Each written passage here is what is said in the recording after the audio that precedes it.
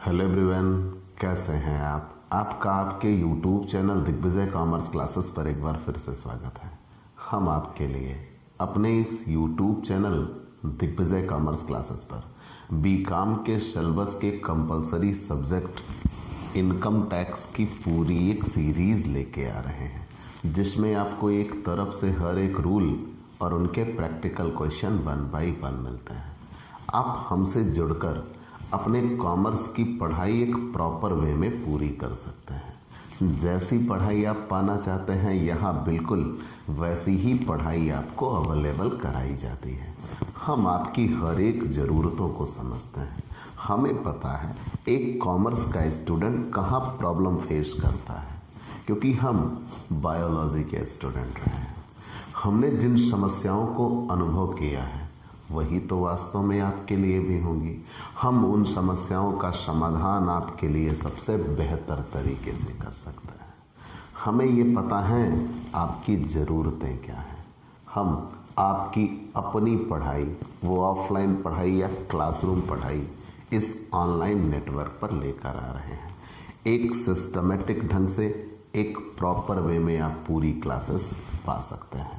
Specially अगर आप BCom या एमकॉम के स्टूडेंट हैं और आप हमसे नए जुड़ रहे हैं, तो सबसे पहले हमारे इस YouTube channel Digvijay commerce classes को सब्सक्राइब करिए, शेयर करिए, बेल आइकन दबाइए, ताकि आपको हमारे लेटेस्ट वीडियोज के अपडेट मिल सके।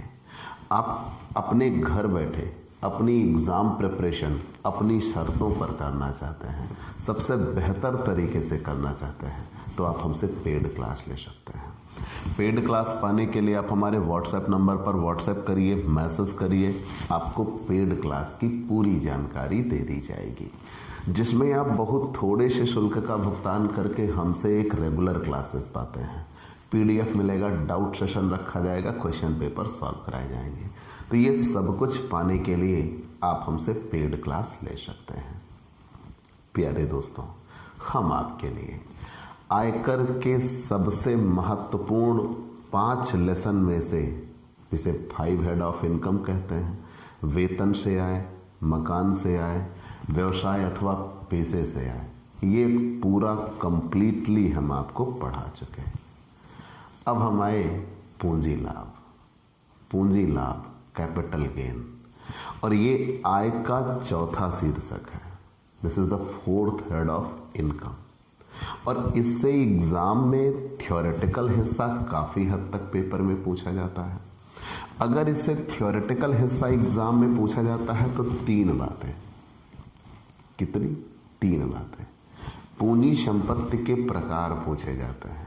तो हमने क्लियरली पहले ही वीडियो में आपको बता दिया था कि पूंजी संपत्ति के प्रकार कौन कौन से हैं, पूंजी संपत्ति कहते किसे हैं और पूंजी संपत्ति के प्रकार कौन से हैं। अल्पकालीन पूंजी संपत्ति कब होती है और दीर्घकालीन पूंजी संपत्ति कब होती है। फिर एक आध बार क्वेश्चन ये आया है कि पूंजी संपत्ति का हस्तांतरण बताइए, लेकिन मैक्सिमम बार आया है क्वेश्चन पूंजी लाभ की गणना बताइए।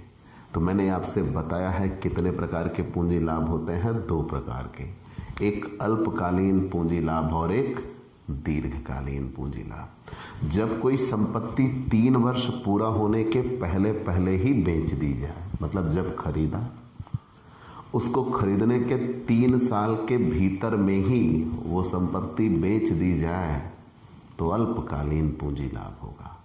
अगर वही संपत्ति 3 साल पूरा होने के बाद बेची जाए तो फिर दीर्घकालीन पूंजी लाभ होगा। अगर अंशों की बात की जाए, कोई अंश 2 साल मतलब 24 महीने पूरे होने के पहले पहले बेच दिए जाएं तो अल्पकालीन पूंजी लाभ, और अगर 2 साल पूरे होने के बाद बेचे जाएं तो दीर्घकालीन पूंजी लाभ। ऐसे ही कुछ मान्यता प्राप्त स्टॉक एक्सचेंज वाले अंशों की बात की गई तो वहाँ 1 साल तक अल्पकालीन पूंजी लाभ और 1 साल के बाद दीर्घकालीन पूंजी लाभ। और अगर किसी संपत्ति पर WDV पद्धति से हरास चार्ज होता है तो वहाँ अल्पकालीन पूंजी लाभ होता है, दीर्घकालीन पूंजी लाभ नहीं होता। ये सारे रूल हम आपको क्लियर कर चुके हैं और इसका फॉर्मेट भी बता चुके हैं कि अल्पकालीन पूंजी लाभ होगा तो क्वेश्चन कैसे सॉल्व होगा और दीर्घकालीन पूंजी लाभ होगा तो क्वेश्चन कैसे सॉल्व होगा। ये कंप्लीट क्वेश्चन है थ्योरी का जो मैंने अभी आपको रिमाइंड किया। चलिए हमने ये जान लिया, क्योंकि ये हर वर्ष थ्योरी का ये क्वेश्चन एग्जाम में आया ही आया है और ये प्रेडिक्शन है कि ये इस बार भी आ सकता है। पूंजी संपत्ति किसे कहते हैं, पूंजी लाभ कितने प्रकार का होता है और पूंजी लाभ की गणना की कैसे जाती है। ठीक, हम प्रैक्टिकल क्वेश्चन पे पहुंचे थे और हमने इसके 9 प्रैक्टिकल क्वेश्चन आपके लिए सॉल्व भी कर दिए थे। आज कुछ अन्य प्रैक्टिकल क्वेश्चन। और दूसरी चीज आप यहां देख रहे होंगे हर एक क्वेश्चन में एक नया नियम आ रहा है। तो सॉरी बेटा, अगर हम नियम पढ़ाने की ओर चलेंगे ना तो ये कहूं कहीं बहुत पीछे हम रह जाएंगे। तो हमने एक उपाय सोचा, हम सीधे प्रैक्टिकल क्वेश्चन पे आएंगे और उनमें जितने रूल मिलते जाएंगे वो हम आपको क्लियर कराते जाएंगे और वो आपके लिए सबसे बेहतर टैक्टिस होती है एग्जाम प्रिपरेशन करने का। तो आइए इलस्ट्रेशन 10। और यकीन मानिए आप अनसॉल्व उठा के देख लीजिएगा, इंडिया लेवल पर ग्रेजुएशन में HC मेहरोत्रा की किताब का कोई जोड़ नहीं है इनकम टैक्स के मामले में। और कोई भी प्रैक्टिकल क्वेश्चन एग्जाम में दिखेगा तो वो डेफिनेट है HC मेहरोत्रा की ही किताब का दिखेगा। अब वो कॉलेजों में कौन सी किताब प्रेफर कर दी गई है वो उनका अपना इंटरनल मैटर होता है, कमीशन बेस होता है, वो अलग चीज़ें हैं। लेकिन आप कहीं भी किसी यूनिवर्सिटी के बंदे से मिलिए तो वहाँ जरूर आपको HC मेहरोत्रा ही चलती हुई मिल जाएगी। चलिए उदाहरण 10। श्याम ने 1999 में एक मकान अजमेर में 1,20,000 रुपए में खरीदा। एक बात, 1999 में खरीदा है। तो श्याम ने एक मकान अजमेर में 1,20,000 रुपए में खरीदा तथा 2000 में मकान में 2 कमरे 50,000 रुपए में बनवाए। उसने मई 2003 में 2 गुसल खाने 54,500 रुपए में बनवाए। गुसल खाने को मैंने कहा था बाथरूम। 1 जनवरी 2018 को श्याम ने यह मकान बेचने का सौदा सुरेश से किया। सुरेश अपना वायदा पूरा नहीं कर सका, अतः श्याम ने अग्रिम राशि 1,00,000 रुपए जब्त कर ली। श्याम ने 1 जुलाई 2019 को मकान 30 लाख रुपए में बेच दिया था। उसने इस संबंध में निम्न व्यय किए: विज्ञापन व्यय 25,000, पंजीकरण फीस एवं विक्रय कमीशन 4,75,000 और मकान खाली कराने के लिए किराएदार को भुगतान 5 लाख रुपए। पूंजी लाभ की गणना कीजिए। यदि मकान 1 अप्रैल 2021 को बाजार मूल्य 3 लाख रुपए था, लागत स्फीत सूचकांक 2001-2 के लिए, 2003-4 के लिए, 2019-20 के लिए क्रमशः 100, 109 और 289 था। तो क्वेश्चन में सूचनाओं का एक अंबार लगा हुआ है। हमें घबराना थोड़ी है, हम बताए हैं ना आपको कि हम एक तरफ से एक ट्रैक पे आगे बढ़ते हुए चलेंगे और जितनी सूचनाएं मिलती जाएंगी हम एक एक करके उनको सिस्टमेटिक ढंग से फॉलो करते हुए आगे बढ़ जाएंगे।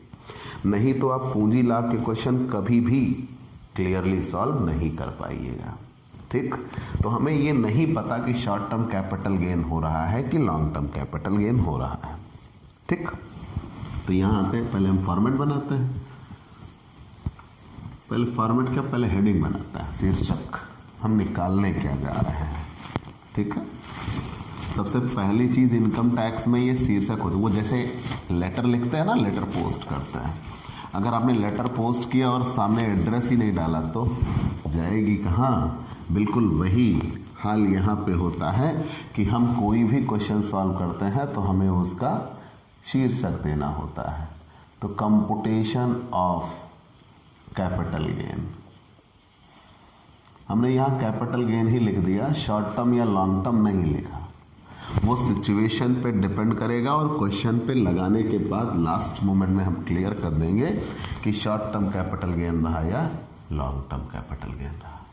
ठीक, तो computation of capital gain for the assessment year, for the assessment year 2020 and 2021। 2020 और 2021। ठीक, देखिएगा जरा। श्याम ने 1999 में एक मकान अजमेर में 1,20,000 रुपए में खरीदा। श्याम नाम का व्यक्ति है। 1999 में अजमेर में एक मकान खरीदा, वो भी कितने रुपए का? 1,20,000 रुपए में मकान खरीदा। 1999 में खरीदा है, 2001 के पहले है। आगे बढ़ जाते हैं। फिर कहा है इसी मकान में 2000 में 2 कमरे 50,000 रुपए में बनवाए। 1999 के बाद 2000, सन 2000 में 50,000 रुपए खर्च करके 2 कमरे और बनवा दिए। अब इसे सुधार कहते हैं। मतलब मकान तो यहाँ मिल गया था, मकान तो यहाँ मिल गया था, अब जब भविष्य में उसमें फिर से 2 कमरे बनवा दिए तो क्या कहलाएगा? सुधार कहलाएगा, इम्प्रूवमेंट। फिर आगे कह रहे हैं मई 2003 में, अब 2000 के बाद मई 2003 में, मई 2003 में 2 गुसल खाने, ठीक, बाथरूम जिसे बोलते हैं, 2 गुसल खाने 54,500 रुपए में बनवाए। 54,500 रुपए में बनवाए। ठीक, आगे बढ़ गए। 1 जनवरी 2018 को, 1 जनवरी 2018 को विक्रय का अनुबंध किया, समझौता किया कि मैं अपनी यही संपत्ति बेच दूंगा। और कितने रुपए में विक्रय का अनुबंध किया? कह रहे हैं विक्रय का अनुबंध किया कि मैं यही संपत्ति बेच दूंगा, लेकिन जिससे इन्होंने अनुबंध किया था वो उस सामान को खरीद नहीं पाया। तो जब वो उस सामान को खरीद नहीं पाया तो ये विक्रय अनुबंध तोड़ दिए हैं। और उसने जो एडवांस दिया था वो एडवांस इन्होंने क्या कर लिया? जब्त कर लिया। एडवांस जब्त कर लिया। कितने रुपए का? 1 लाख का। उस दिन तो आय हो गई। आगे बढ़ जाते हैं। श्याम ने फिर 1 जुलाई 2019 को, मतलब बेचने पे अड़े हुए थे कि बेच ही दूंगा, 1 जुलाई 2019 को मकान 30 लाख रुपए में बेच दिया। 30 लाख रुपए में मकान बेच दिया। 30 लाख रुपए में बेच दिया। और बेचने के संबंध में निम्न खर्चे किए। क्या क्या खर्चे किए हैं जरा देखिएगा। 25,000 रुपये विज्ञापन व्यय किया, 25,000 रुपये एडवर्टाइजमेंट पे खर्च किया। तो उसके रजिस्ट्रेशन, पंजीकरण जिसे कहते हैं, रजिस्ट्रेशन पर 4,75,000 रुपये खर्च किए। बेचने का रजिस्ट्रेशन करवाया उस पर। और जो किराएदार उस पर रह रहा था, किराएदार को खाली कराने के लिए 5 लाख रुपए दिए टीनेंट को, किराएदार उसमें रह रहा था, उसको निकालने के लिए इन्होंने कितने रुपए खर्च कर दिया? 5 लाख रुपए खर्च कर दिया। तब जाके इनका मकान 30 लाख रुपए में बिका। पूंजी लाभ की गणना कीजिए। यदि मकान का 1 अप्रैल 2001 को उचित बाजार मूल्य, 1 अप्रैल 2001 को बाजार मूल्य 3 लाख रुपए था। 1 अप्रैल को बाजार मूल्य कितने रुपए था? 3 लाख रुपए था। ठीक। और लागत स्फीत सूचकांक 2019-20 के लिए तो 289 है। 2018 का तो दिया नहीं है। हाँ, 2003-04 का 109 है और 2001 का 100 है। क्वेश्चन सॉल्व करना है। अब आप ये सोच रहे हो, मैंने कहा था ना, सूचनाओं का एक अंबार लगा हुआ है। हम घबराने वाले नहीं हैं, आप हमारे साथ हैं, काहे चिंता करता है, लगा जाएंगे। देखिएगा, एक एक बात पकड़िएगा, नहीं तो ऐसे क्वेश्चन कब स्लिप हो जाएंगे आप कुछ ना कर पाइएगा।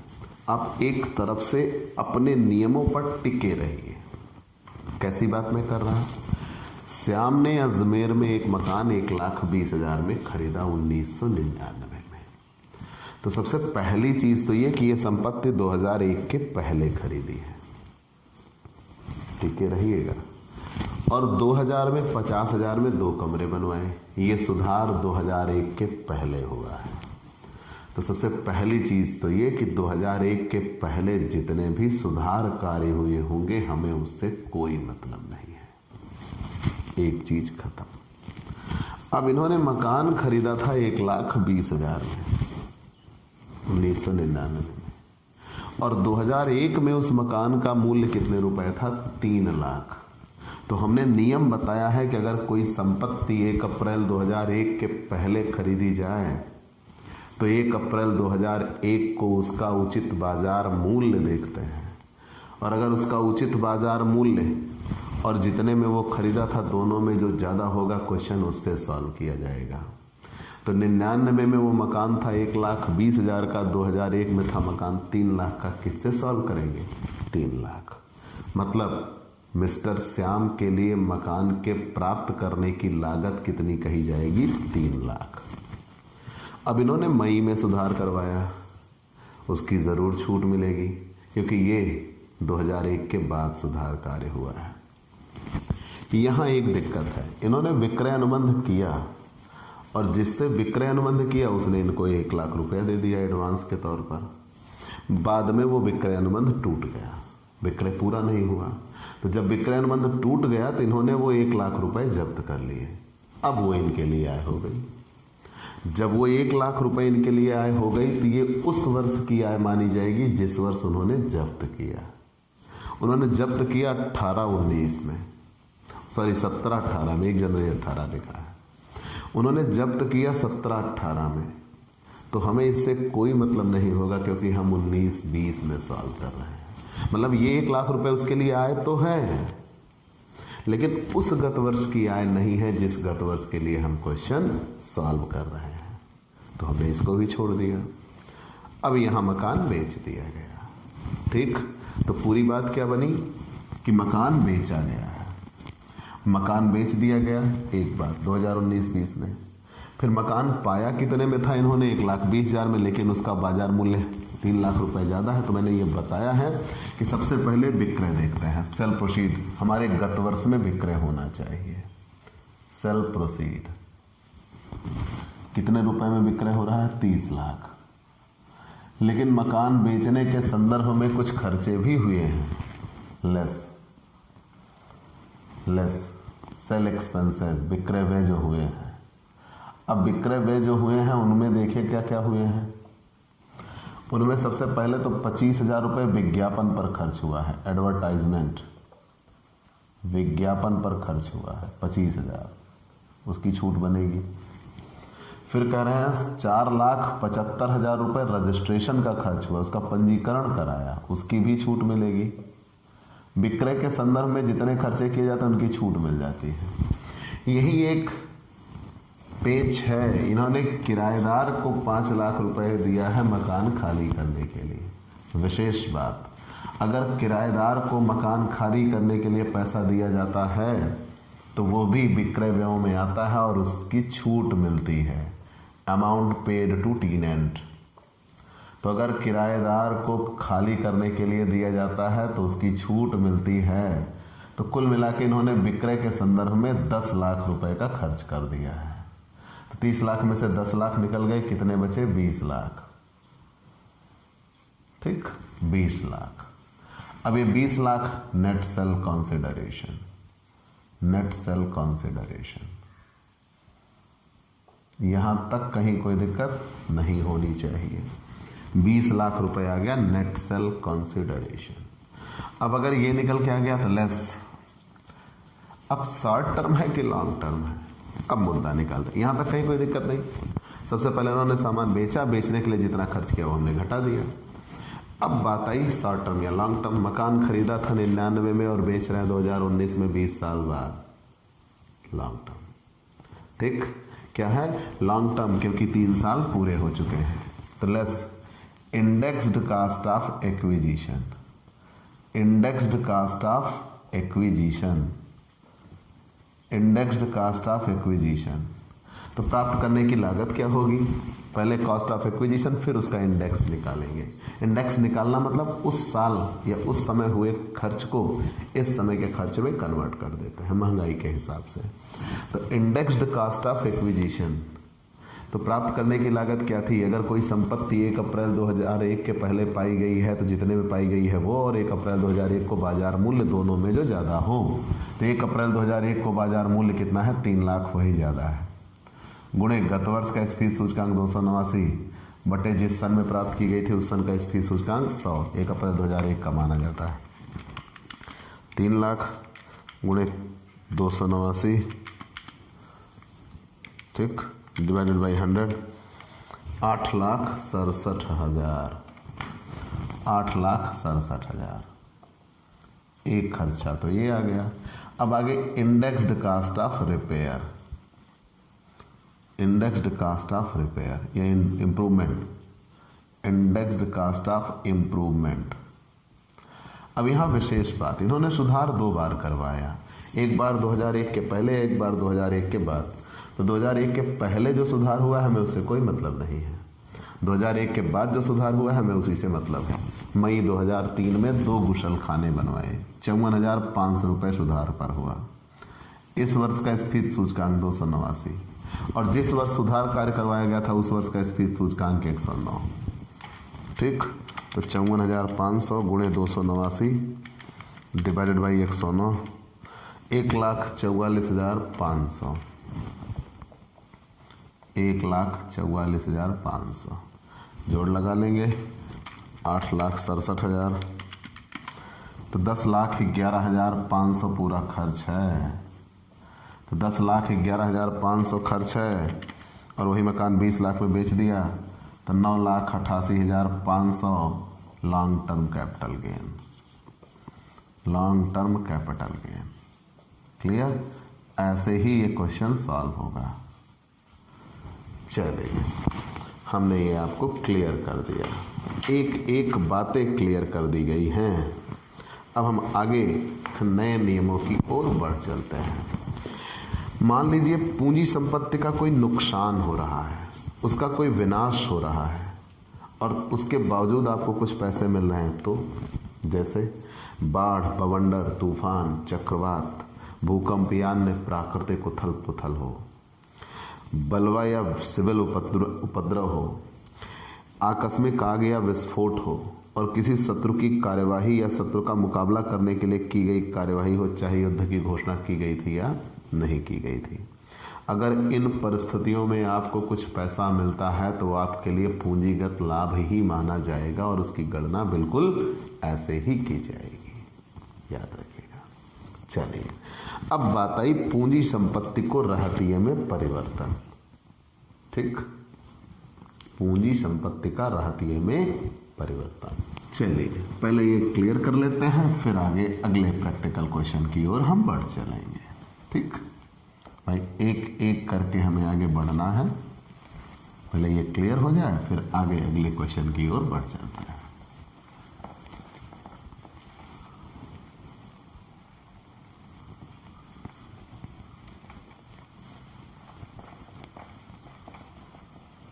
अब छोटे छोटे चुनिंदा चुनिंदा प्रश्न हैं।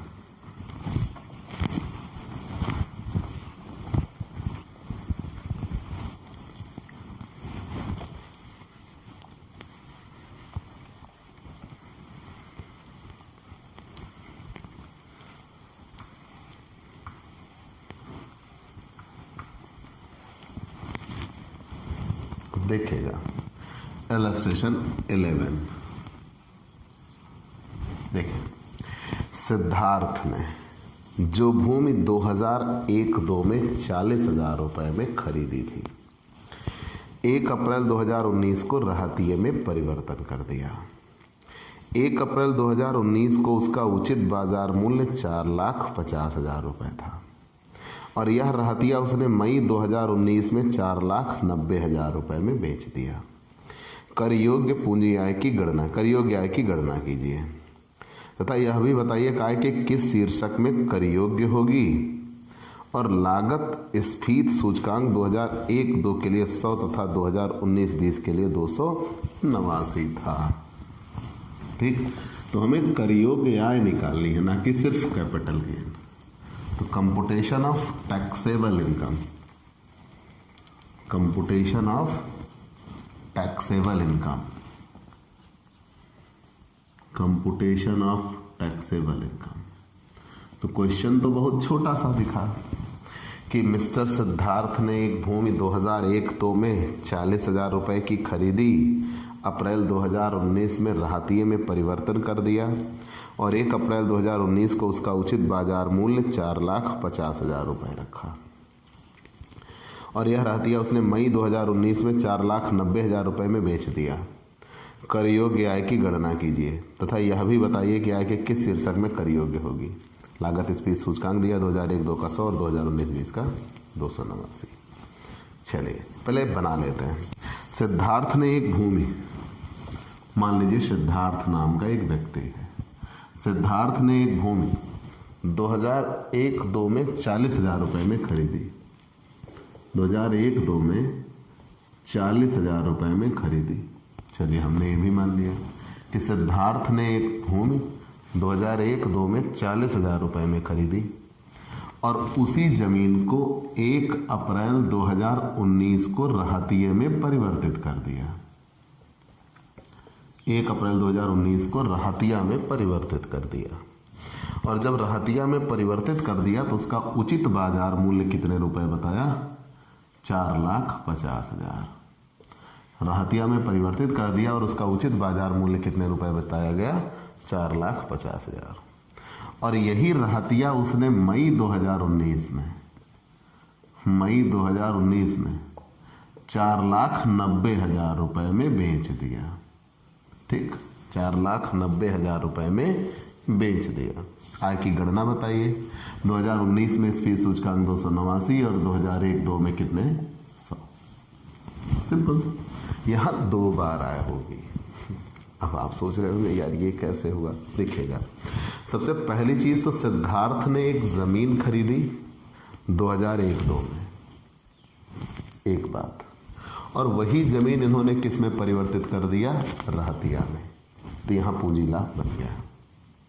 जब कभी आपके पास कोई संपत्ति हो और आप अपनी संपत्ति को राहतिये में परिवर्तित कर देते हो तो वो पूंजी संपत्ति का हस्तांतरण माना जाता है।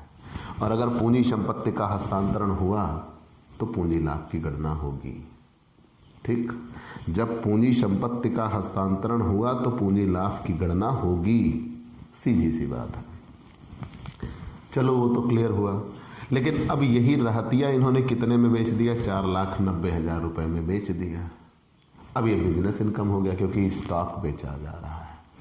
अगर कोई अन्य संपत्ति बेची जाती है तो पूंजी लाभ होता है और अगर राहतिया बेचा जाता है तो व्यापार होता है। तो यहां से यहां तक तो वो पूंजी थी, लेकिन जब उसको राहतिये में परिवर्तित कर दिया गया तो ये माल हो गया, व्यापारिक माल हो गया, और जब व्यापारिक माल बेचेंगे तो बिजनेस हो गया। मतलब यहां से यहां तक कैपिटल गेन और यहां से यहां तक बिजनेस। तो चलिए, तो सबसे पहले बिजनेस इनकम निकाल लेते हैं। सबसे पहले क्या निकाल लेते हैं? Business income. बिजनेस इनकम, और बिजनेस इनकम निकालने का रूल तो बहुत सीधा सा है ना। वो कितने में बेचा स्टॉक? 4,90,000 में। ठीक, और स्टॉक की वैल्यू कितने रुपए थी? हमने बार बार बताया बिजनेस इनकम निकालने का तरीका, जितना कमाते हैं उसको कमाने के लिए जितना लगाते हैं। ठीक, कॉस्ट ऑफ स्टॉक, राहतिये का मूल्य या वैल्यू ऑफ स्टॉक का कह लीजिए, स्टॉक की value of stock. Value of stock कितने रुपए है? उसका मार्केट वैल्यू कितने रुपए था? 4,50,000। That's it, 40,000 business income.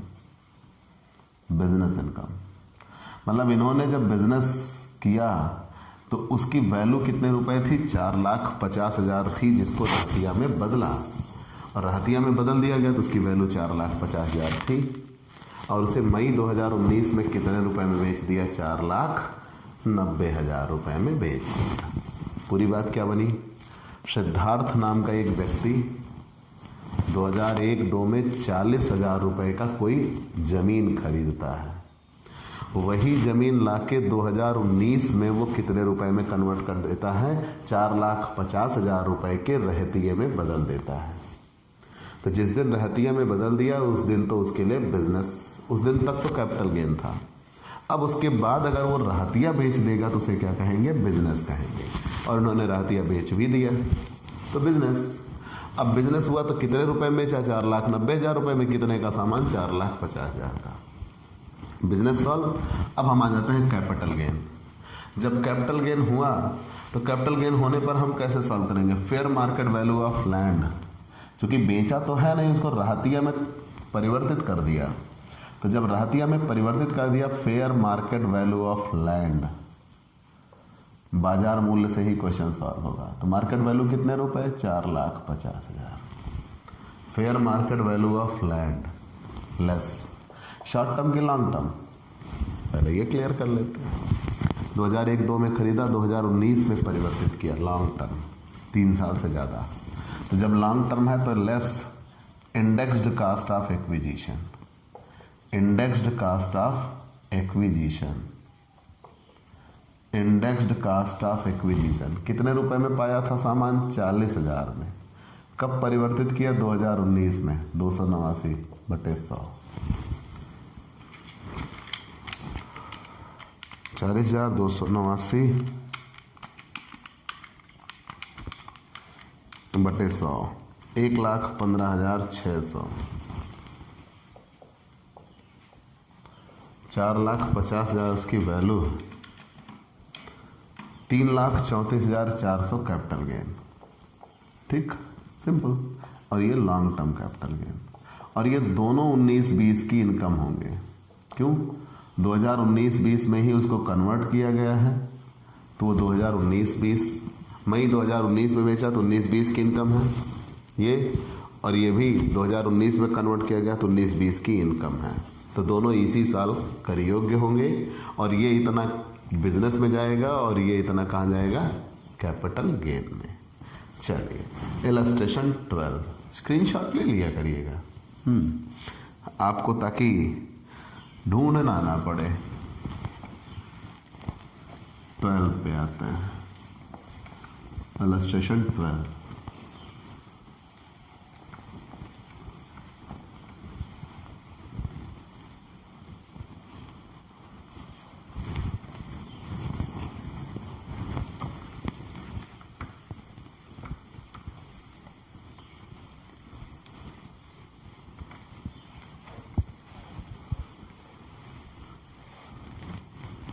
Illustration 12, अब देखिएगा क्या दिया हुआ है। बिल्कुल वैसा ही क्वेश्चन है और थोड़ा सा और सरल है। राम ने 10 सितंबर 2017 को 3 लाख रुपए में एक पूंजी संपत्ति क्रय की। 8 अगस्त 2019 को अपनी संपत्ति को व्यापारिक राहतिये में परिवर्तित कर दिया। 8 अगस्त 2019 को ही इस संपत्ति का उचित बाजार मूल्य 4,50,000 रुपए था। इस राहतिये को उसने 5 जनवरी 2020 को 5,50,000 में बेच दिया। कुल कर योग्य आय की गणना कीजिए। पिछले क्वेश्चन में लॉन्ग टर्म कैपिटल गेन में उलझाया था, यहाँ शॉर्ट टर्म कैपिटल गेन दे रहे हैं, बस इतना ही बात है। तो कैसे? राम ने 10 सितंबर 2017 को 3 लाख रुपए में एक पूंजी संपत्ति क्रय की। 10 सितंबर 2017 को 3 लाख रुपए में एक पूंजी संपत्ति खरीदा। किसने? राम ने। तो राम ने 10 सितंबर 2017 को 3 लाख रुपए में एक पूंजी संपत्ति क्रय की। चलिए, हमने मान लिया कि 10 सितंबर 2017 को राम ने एक पूंजी संपत्ति 3 लाख रुपए में क्रय की। 8 अगस्त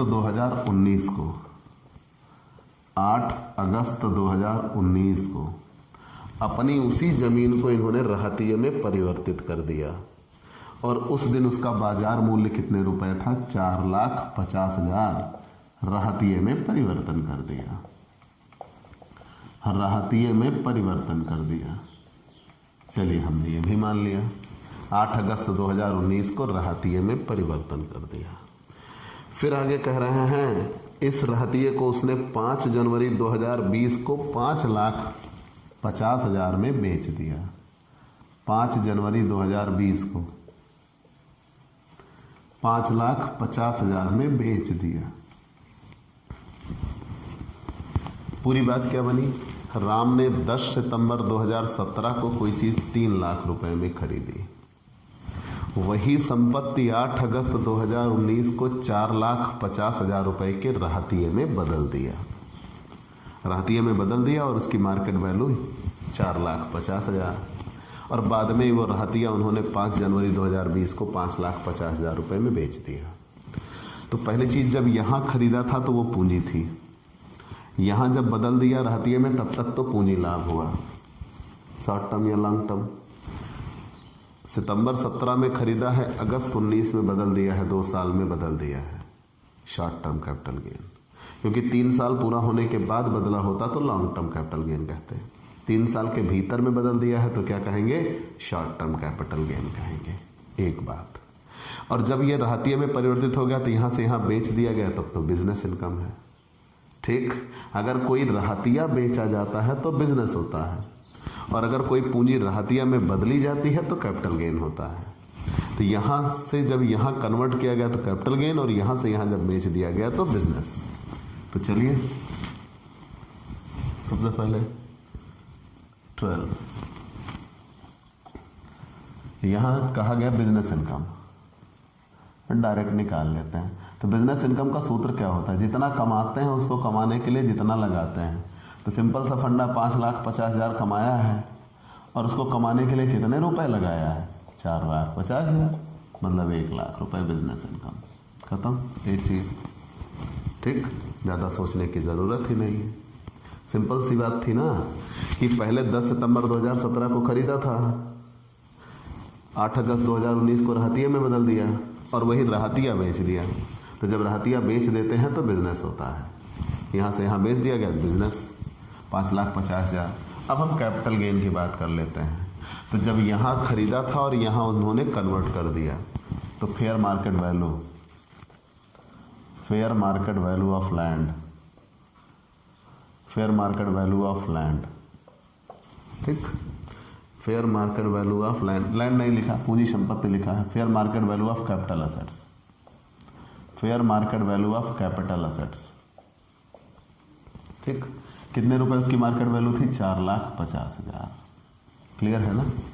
मैंने बार बार ये कहा है कि अगर कोई संपत्ति रहतिये में बदली जाती है तो जिस दिन रहतिये में बदली जाती है उस दिन पूंजी लाभ होता है। तो 4,50,000 रुपए के रहतिये में बदल दिया, 4,50,000 उसकी मार्केट वैल्यू। अब शॉर्ट टर्म या लॉन्ग टर्म, तो 2 साल के भीतर में ही बदल दिया है, इसलिए शॉर्ट टर्म। ठीक, तो लेस कॉस्ट ऑफ एक्विजिशन, पाने की लागत। अगर 3 साल बीत जाने के बाद बदला होता तो लॉन्ग टर्म, और जब शॉर्ट टर्म होता है तो पूरा पूरा घट जाता है, उसका कोई इंडेक्स्ड नहीं निकालते। 1,50,000 short term capital gain, solve. ठीक, उसी वर्ष की आय होगी, ये बिजनेस इनकम होगी और ये शॉर्ट टर्म कैपिटल गेन। तो दोनों मिला के कितने रुपए उनकी इनकम हो गई? टोटल इनकम या टैक्सेबल इनकम? Taxable income 2,50,000।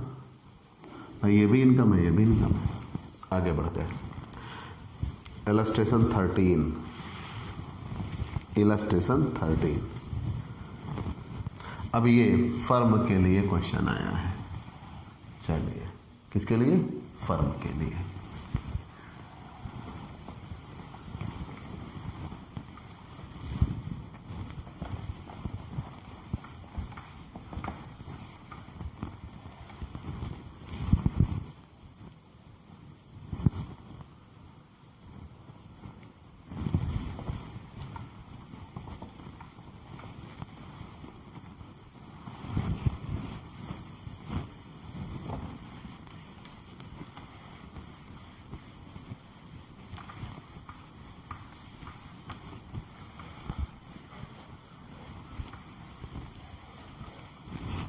देखिएगा, इलस्ट्रेशन 13। यक्स, वाई एवं जेड ने व्यापार करने के लिए 2019-20 में एक साझेदारी फर्म बनाई। 2019-20 में एक साझेदारी फर्म बनाई और यक्स ने पूंजी के रूप में एक भवन दिया जो उसने 2004 में 2 लाख रुपए में खरीदा था। भवन का उचित बाजार मूल्य 20 लाख रुपए है, परंतु फर्म ने उसके खाते में इसका मूल्य 19 लाख रुपए जमा किया। तो जितना उसके खाते में जमा किया वही उसका मूल्य माना जाएगा, 19 लाख। फिर आगे ये कह रहे हैं पूंजीगत लाभों की गणना कीजिए। संबंधित वर्षों का लागत स्फीति सूचकांक निम्नलिखित था। बहुत अच्छे। XYZ ने व्यापार करने के लिए एक साझेदारी फर्म बनाई, साझेदारी फर्म बन गई XYZ की। लेकिन यहां ये कह रहे हैं X ने पूंजी के रूप में एक भवन दिया जो कि उसने मई 2004 में 2 लाख रुपए में खरीदा था। मई 2004 में 2 लाख रुपए में खरीदा था और वही मकान इन्होंने पूंजी के रूप में दे दिया। तो अब उस दिन के बाद उन्होंने उसको व्यापार में भेज दिया तो उस दिन तो पूंजी लाभ होगा। और जब उन्होंने दिया तो उस दिन उसका बाजार मूल्य तो 20 लाख था, 20 लाख रुपए था मार्केट वैल्यू। ये भी कब दिया? 2019 मई 2004 में खरीदा था और फर्म ने उनके खाते में कितने रुपए में क्रेडिट कर दिया? 19-20 में, 2019-20 में 20 लाख रुपए उसका मार्केट वैल्यू था, लेकिन क्रेडिट इनके खाते में कितना कर दिया गया? 19 लाख रुपए पूंजी के तौर पर क्रेडिट कर दिया गया। ठीक, आइए क्वेश्चन सॉल्व करते हैं। फिर से जानिए क्या क्या दिया गया है। इनके पास मान लीजिए एक नाम दिया गया है XYZ नामक एक साझेदारी फर्म बन रही है। तीनों लोगों ने मिलकर एक फर्म बनाई। अब X उसमें पूंजी देंगे। जब X को पूंजी देने की बारी आई तो X ने कहा आप मेरा मकान मुझसे ले लीजिए। और ये मकान उन्होंने कब खरीदा था? मई 2004 में। और वही मकान 2019-20 में जिसकी अब मार्केट वैल्यू कितने रुपए है? 20 लाख। तो हमेशा क्वेश्चन तो मार्केट वैल्यू से सॉल्व करते हैं, लेकिन जब किसी साझेदारी फर्म आदि में आप अपनी कोई संपत्ति देते हैं तो आपके खाते में जितना क्रेडिट किया जाता है वही उसका मूल्य माना जाता है। तो यहाँ उसका मूल्य कितने रुपए माना जाएगा? 19 लाख रुपए माना जाएगा। तो यहाँ मई 2004 में एक संपत्ति खरीदी 2 लाख की और इनके खाते में क्रेडिट हो गया 19-20 में कितने रुपए क्रेडिट हो गया? 19 लाख। तो यहां से यहां तक क्या हो गया? Long term capital gain. तो जब लॉन्ग टर्म कैपिटल गेन हो गया तो amount credited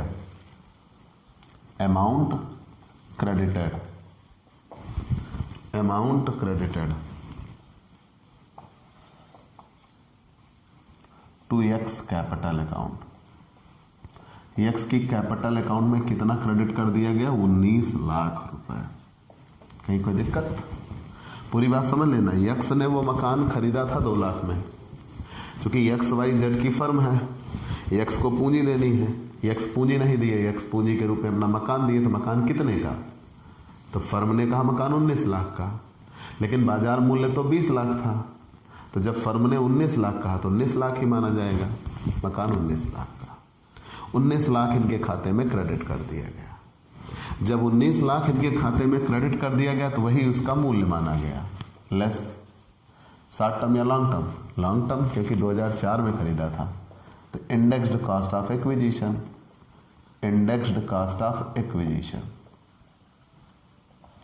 indexed cost of acquisition कितने रुपए में खरीदा था? 2 लाख में, गुणे 289 बटे 2004 का स्फीति सूचकांक क्वेश्चन में दे रखा है 113।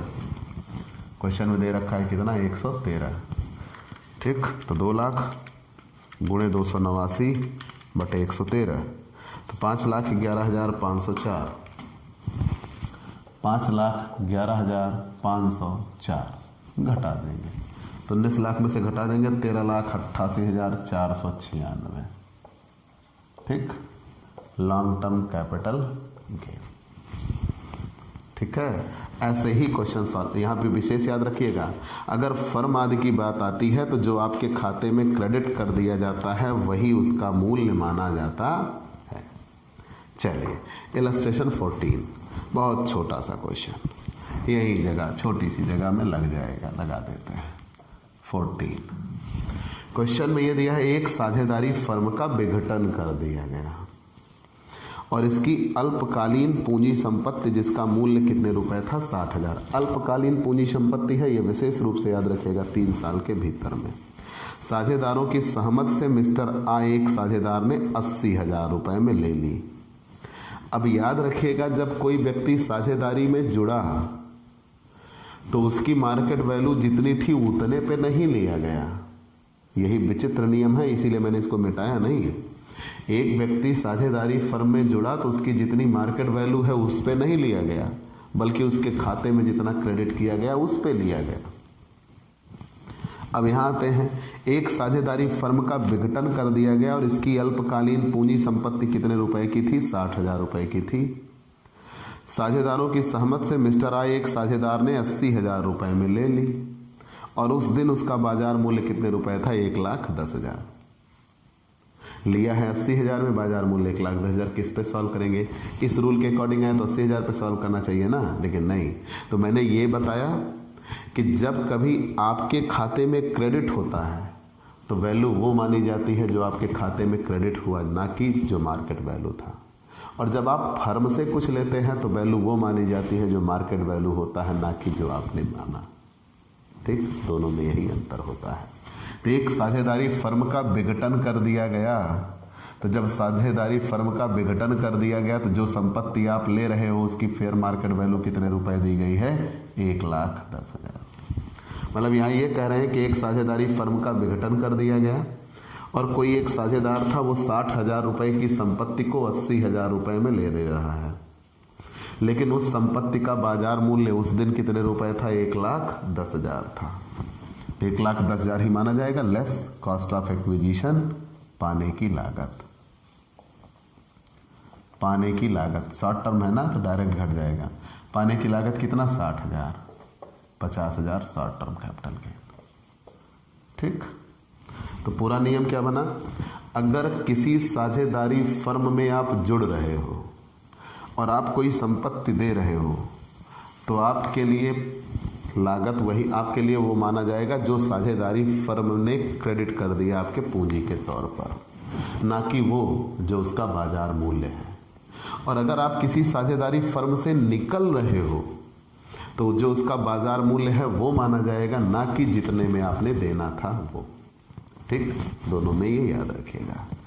तो प्यारे दोस्तों, आपको ये क्लास कैसी लगी हमें ज़रूर बताइएगा। आपके लाइक और कमेंट का इंतज़ार रहेगा। आप हमसे पेड क्लास भी ले सकते हैं। पेड क्लास पाने के लिए आप हमारे व्हाट्सएप नंबर पर व्हाट्सएप करिए, मैसेज करिए, आपको पेड क्लास की पूरी जानकारी दे दी जाएगी, जिसमें आप बहुत थोड़े से शुल्क का भुगतान करके हमसे एक रेगुलर क्लास पाते हैं। पीडीएफ मिलेगा, डाउट सेशन रखा जाएगा, क्वेश्चन पेपर सॉल्व कराए जाएंगे।